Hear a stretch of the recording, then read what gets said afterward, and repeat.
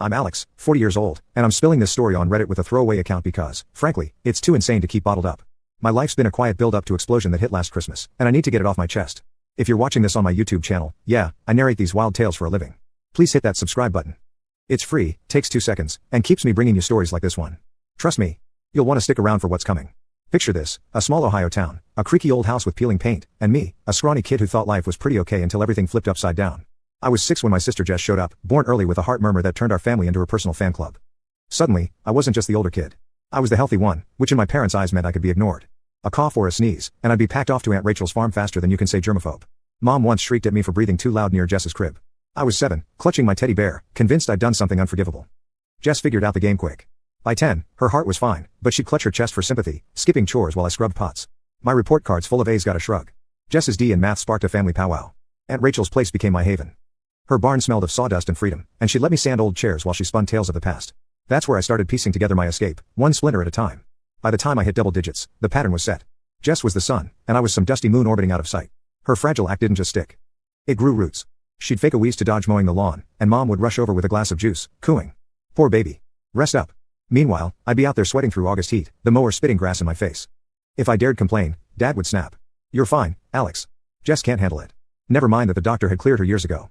Jess's golden ticket was punched for life. School was where it stung deepest. I'd bring home perfect spelling tests, science projects I'd slaved over, once even built a model bridge that held 50 pounds. Mom barely glanced up from Jess's latest health log, a notebook she kept like she was still hooked to monitors. That's nice, Alex. She'd mutter, flipping pages. Jess flunked a gym relay because she felt dizzy and they threw her a pity party with cake. I'd sit there, fork in hand, wondering why my wins never got candles. Jess mastered the hustle early. She'd moan about chest pains to skip school, then spend the day sprawled on the couch watching cartoons. Mom would call her teachers begging for makeup tests while I trudged through snow to catch the bus. One winter, I aced a history quiz 100% plus extra credit.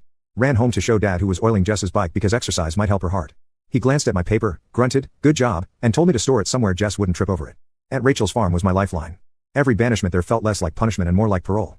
She'd set me up with a sanding block and a rickety table saying, fix it up, kid. Things don't stay broken unless you let them. Her hands were rough as bark, but she'd talk about wood grain like it was poetry. I'd sand until my arms ached, dreaming of a day when someone might notice me. Not as Jess's shadow, but as Alex, the kid who could build something real. High school was my breakout or at least my shot at it. I threw myself into everything I could, not because I loved it all but because it was mine. Mathletes, debate club, shop class, I was a machine. Senior year, I built a cedar chest with dovetail joints so tight you couldn't slip a dime through. Took first at the state craft fair, a blue ribbon pinned to my shirt, came home buzzing, showed Dad. He squinted at it and said, pretty neat, but keep it out of the living room. Jess's allergies, you know? I hauled it to the garage, ribbon and all, while Jess whined about a splinter from her pencil. I worked nights at Miller's Hardware, stacking lumber and ringing up nails, saving every dime for college. My parents didn't ask about the bags under my eyes. They were too busy fretting over Jess's latest episode. She'd fake a racing pulse to skip algebra, and Mom would write her a note while I memorized formulas by flashlight. Junior year, I took the act, scored a 35 top percentile damn near perfect, burst through the door with a printout heart pounding. Mom was icing Jess's ankle. She'd twisted it dodging Jim. She skimmed my score, sighed. That's great, Alex, but quiet down. Jess is in pain. Jess smirked over her shoulder. Not everyone's a brainiac. College apps were my rebellion. I applied to 10 schools, wrote essays about resilience in Aunt Rachel's barn, tracked deadlines on a calendar they never saw. Ohio State offered a full ride tuition dorm, even a meal plan, broke the news at dinner expecting something Dad frowned. Columbus is a hall. What if Jess needs you? Jess piped up, dibs on your closet. I need space for my clothes. Mom nodded like it was settled. I packed my bags that summer working doubles at Miller's to pad my savings. Move-in day they didn't show. Jess had a stomach bug from too much pizza. Aunt Rachel drove me instead, handed me a $200 wad from her tobacco jar, and said, make it big, Alex. You're tougher than they know. I hugged her, tasting freedom through the lump in my throat. College flew by in a blur of late nights and sawdust, and I graduated with honors in industrial design from Ohio State. My parents didn't make the ceremony. Jess had a panic attack over a job interview she didn't even want. I shook it off, diploma in hand, and landed a gig at a furniture restoration shop in Columbus. It wasn't glamorous, sanding chip dressers for uppity clients, but it paid, and I loved the puzzle of it. Every piece had a story, and I was damn good at digging it out. My big break came 6 months in. The shop got a battered dresser from an estate sale. Knobs missing, finish peeling. Everyone wrote it off as firewood, but I noticed the joints. Hand-carved dovetails, smooth as silk. Spent my nights poring over library books tracing it to a shaker craftsman from 1790. Took it to my boss Lou with a shaky pitch. This isn't junk, it's rare. She humored me, put it up for auction, sold for $32,000. Lou clapped my shoulder, grinning. You've got a nose for this, Alex. I felt 10 feet tall. After that, I was hooked.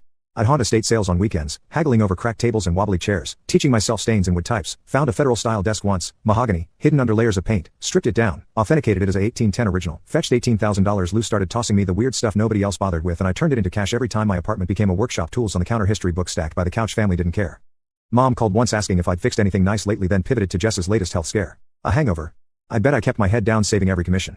By 27, I was freelancing full-time building a name among collectors who whispered about the guy who could spot gold in garbage.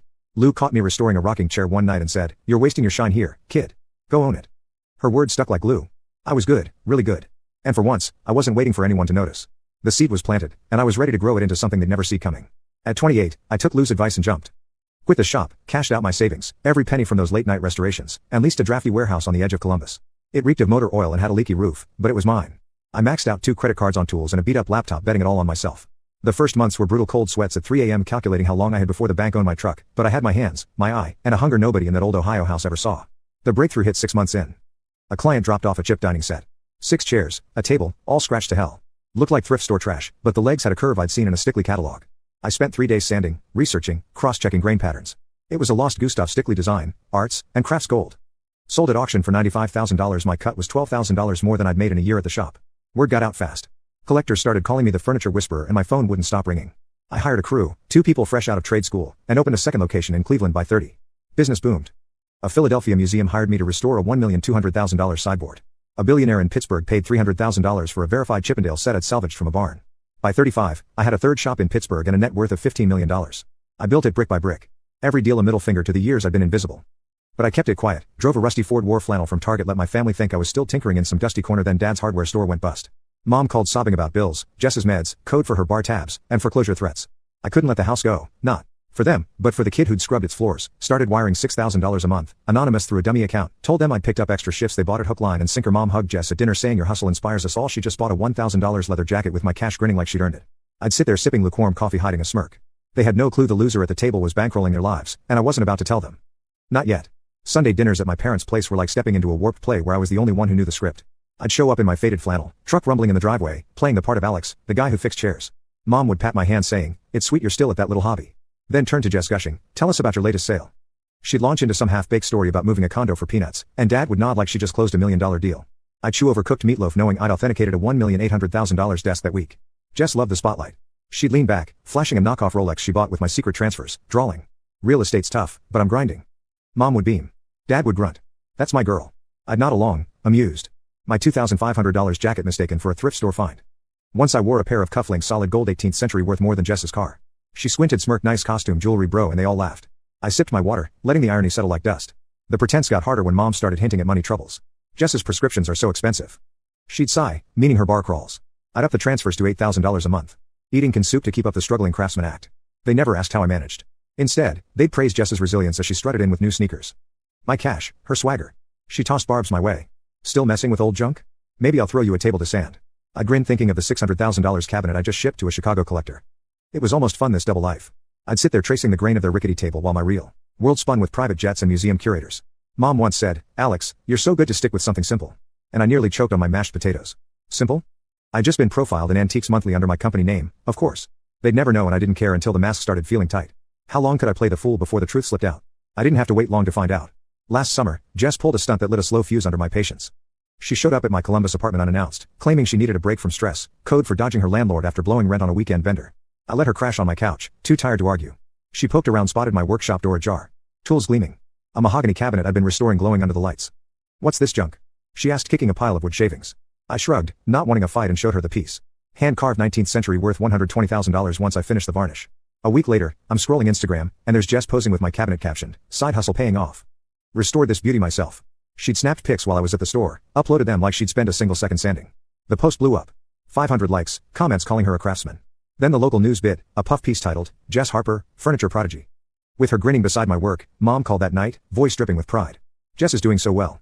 Why can't you take a page from her book, Alex?" I gripped the phone, jaw tight, and muttered, "Yeah. She's something else." I could have called her out, posted the receipts, the late-night photos of me hunched over that cabinet with a chisel. But what was the point? They twisted into "Jess inspired you" or some garbage. Instead, I watched her bask in it. Clients started asking, "Hey, your sister's in the game too?" And I'd force a laugh saying, "Not quite." The sting wasn't the theft. It was Mom's call. Her blind faith in her lie while my real win stayed invisible. Years of being the shadow kid, and now she'd hijacked my light without lifting a finger. I let it simmer, kept working. The cabinet sold to a Cincinnati collector, and I pocketed the commission. Quietly, like always. Jess strutted around family dinners, dropping hints about future projects. While I nodded, the truth a hot coal in my chest. It was a petty victory for her, but it cut deeper than I'd admit. And it wasn't the last time she'd try to cash in on my sweat. Fall rolled in and I landed the biggest job of my career, a colonial table set, 8 chairs and a slab of walnut so old it whispered history. A Boston collector needed it authenticated. If I nailed it, it'd fetch $3 million with a $300,000 commission for me. Every detail mattered, woodworm scars, joinery marks. So I locked myself in the warehouse skipping a family barbecue to focus.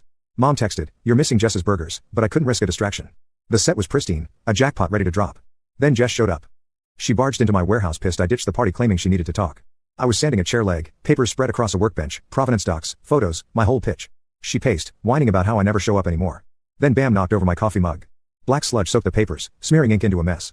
I lunged to save them yelling, "Watch it."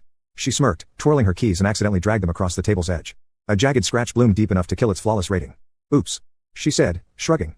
"Guess your little hobby's not perfect." I spent hours trying to fix it, sanding, staining, but the damage was done. Called the client, voice shaking, explained the mishap. He backed out, spooked by the flaw, and the deal collapsed. $300 gone. I sat there staring at the ruined table, fists clenched. Jess didn't even apologize, just sauntered off. Next day, Dad called chewing me out. "You should have been at the barbecue. Family first, Alex." Jess was upset. Upset? She torched my biggest score, and I was the bad guy. The loss stung, but the betrayal burned hotter. She didn't just cost me money. She took a swing at the one thing I'd built from nothing knowing it had hurt. I patched the table, sold it later for a fraction, $80, $0, but the hit to my rep lingered. Clients whispered about reliability. At the next dinner, Jess bragged about her chill weekend. While I swallowed rage with every bite of Mom's dried chicken, it was sabotage plain and simple, and it lit a fuse that'd blow wide open soon enough. Christmas was coming, and I was done playing nice. Christmas Eve crept up and Mom called voice wobbly begging me to host. Her arthritis was flaring and cooking for 15 sounded like torture.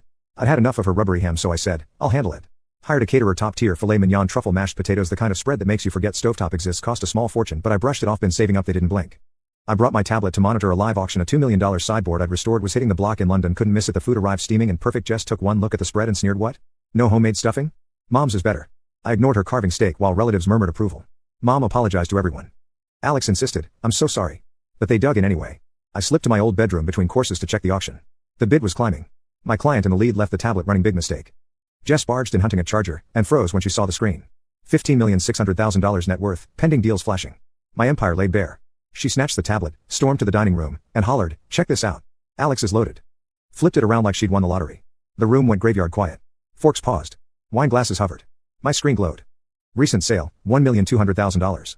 Quarterly profits $5,800,000. Mom's jaw dropped. Jess's eyes bulged, then narrowed. "You've got millions and let us scrape by." Mom wailed. Dad coughed. "Selfish kid, we raised you." I stood slow, wiping my hands on a napkin. "Scrape by? I've sent $8,000 a month for years. Your mortgage, Jess's meds, so do you think?" Kept the lights on. They didn't flinch, just pivoted. Mom sobbed, "You could have bought us a new house." Jess snarled, "I deserve half. You owe me for all I've been through." Dad chimed in. "We need to retire. Think of us." No pride, no questions, just hands out. Years of slights, missed games, stolen credit, that scratch table boiled over. "Owe you for what? Treating me like a ghost. I built this alone." I grabbed my tablet, my coat, and walked out.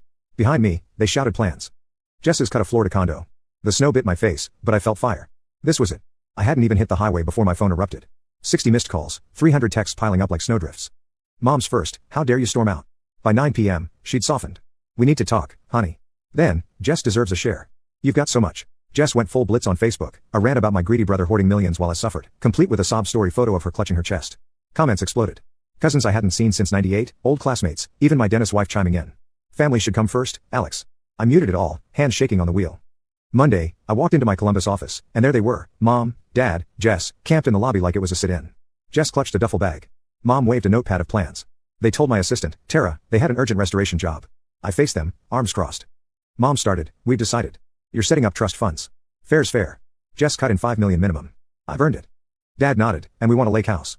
Time to retire." I laughed cold. "Fair? I've sent 8,000 monthly years of it. What more do you want?" Mom gasped. "That's nothing compared to your pile." I pulled out my phone, canceled the transfers on the spot, tap done. Jess's fake tears dried up fast when security marched them out. Mom yelling, "Ungrateful." The fallout kept coming. Jess spread rumors I'd scammed my fortune. Cost me a $500,000 deal when a jittery client bailed. Texts from random uncles preached family duty. I blocked numbers, changed locks, finally sent a lawyer's letter, cease or face harassment charges. They quit when the legalese sank in, whining to anyone who'd listen they never wanted my cash. Aunt Rachel called gruff and proud, "Screw her, Alex. You earned this." 6 months later, I've got a new place. Gated, quiet, and a business hitting new highs. Jess's furniture flipping tanked. Her latest post flaunts a $20 chair she calls vintage. Mom and Dad play martyrs, but I'm free. No more dinner swallowing their jabs. No more funding Jess's ego. I breathe easier now living for me. The chaos was worth it. I'm finally out of the shadows, and they can't touch that. It's been half a year since the Christmas blowout, and I'm still piecing together what family means when the dust settles. I'm in therapy now, unpacking decades of being the spare kid, the one who fixed things while Jess broke them. My shrink says I'm setting boundaries. I say I'm finally living without a leash. Cutting them off wasn't easy. There's a hollow spot where Sunday dinners used to be, but it's better than choking on their entitlement. I don't regret it, not for a second. The silence is loud, but it's mine. Aunt Rachel's coming next. Month hauling her old toolbox and a grin. We're tackling a barn find together. A warped oak dresser she swears is good bones. She's the only one who ever saw me, not just Jess's shadow, and I can't wait to sand something down with her, dust flying like old times. Mom and Dad, they're telling neighbors I'll come around praying for my lost soul. Jess still at it. Her latest Instagram's a blurry shot of a brass ring she calls an antique find.